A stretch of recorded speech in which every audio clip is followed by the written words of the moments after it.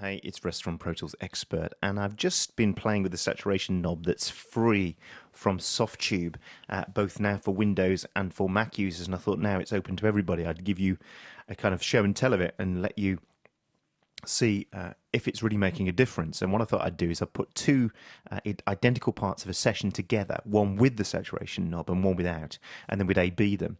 And what I've done as well is, because volume, it gives you a perceived difference of, for some people, quality, or a perceived difference of sound. Then what I've also done as well is inserted trims on the non-saturation channels and matched them by dB, so that any differential in terms of volume is being applied with the trims, so it's not just about whether one is louder and one isn't louder, because I know that's come up in debates in the past when we've done some shootouts. So as I say, I've got saturation knob, and what I'm going to do first is show you on instrument by instrument. So, and then we'll look at it across the whole mix and see what difference it's making. So let's take a bass guitar. Here's a bass guitar without it first, playing along.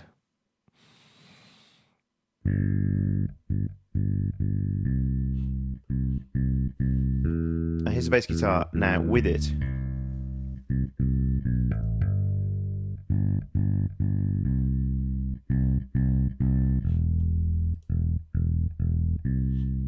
Now it's particularly noticeable if you listen in the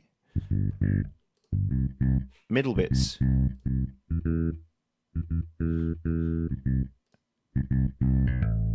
You can hear there's more density in the sound, more life, more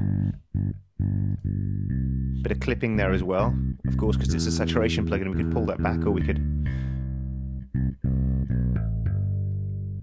add some more mid in there now by using the natural.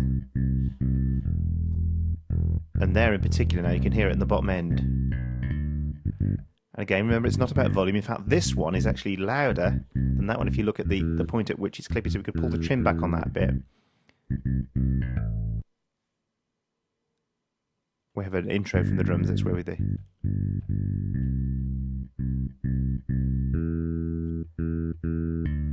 They're about match now.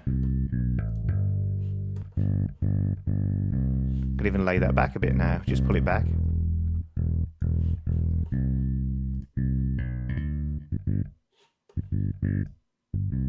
Let's try a kick drum now. So here's a kick drum without first.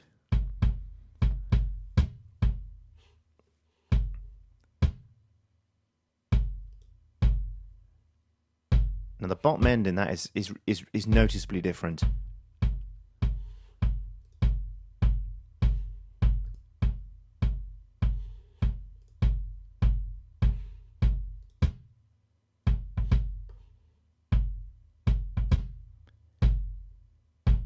Can really hear it there. It's really, really opening up that bottom end and giving it some more character. Try snare drum now.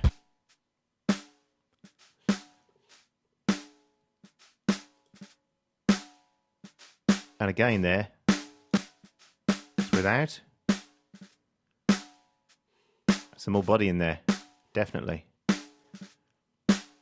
Now where it's less noticeable is in some of the top end stuff. So here's a hi-hat with it.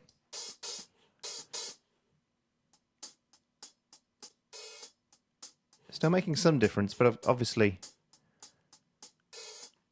put that in the neutral mode.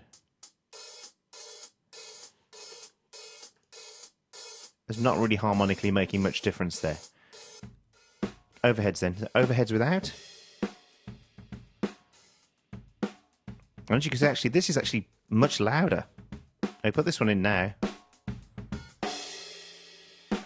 The mid-range that's going into there now, if you listen to it, the dynamic range of this one versus this one, but actually this sounds lifeless. So this is with the saturation knob on, set quite high, a little bit of clipping there, in neutral mode. Let's try it on the room mics now. And again, it's the character it's put in that mid-range.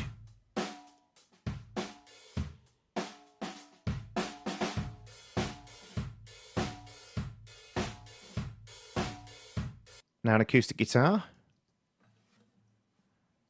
So we've got clipping there because of the dynamic range there. And then we haven't got clipping, but we've got much more body.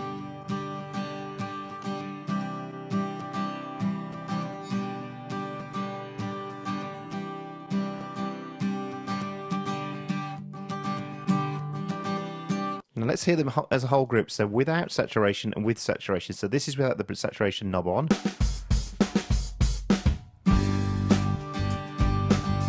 And here's with.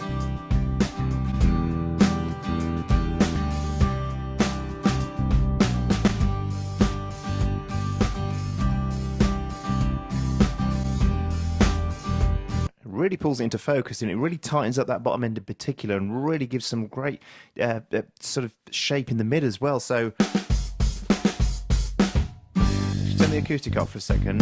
Just put the kit on actually.